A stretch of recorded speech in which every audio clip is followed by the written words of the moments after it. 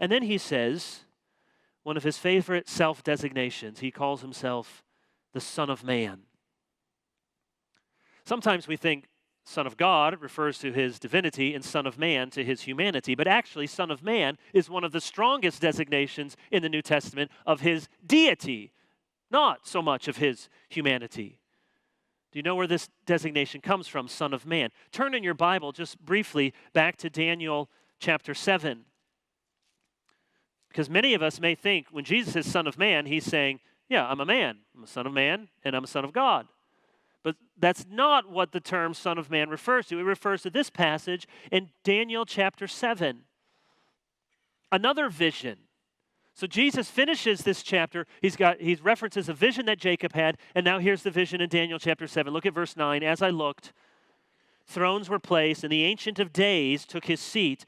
His clothing was white as snow, and the hair of his head like pure wool. His throne was fiery flames. Its wheels were burning fire. A stream of fire issued and came out from before him, and 1,000,000 served him, and 10,000 times 10,000 stood before him. The court sat in judgment, and the books were open. So here's the first being in this vision Daniel has. He sees one on the throne, the Ancient of Days, clearly a divine figure, clothed in white, all of the sort of theophany language, throne, fiery flame, wheels, burning fire, streams of fire. This is God on his throne, the Ancient of Days. But now notice, go down to verse 13. I saw in the night visions, and behold, with the clouds of heaven, there came one like a son of man.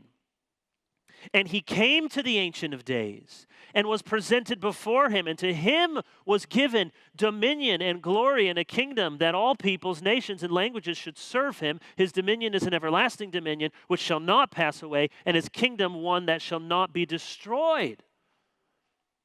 What's going on here? You have the Ancient of Days, clearly divine.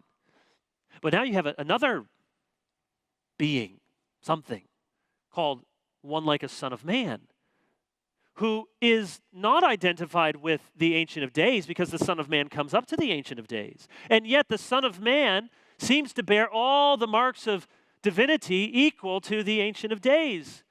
He receives dominion, glory, kingdom, one that will never end and never pass away. So you have the Ancient of Days, who is a divine appearance, and you have the Son of Man, who is a divine appearance, approaching the Ancient of Days.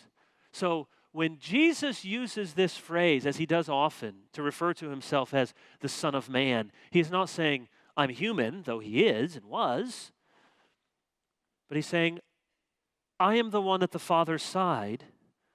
I'm the one who is with God and is God, the Son of Man approaching the Ancient of Days. So though they may not have understood fully what was going on at the end of these verses, Jesus is describing himself in the most exalted language possible.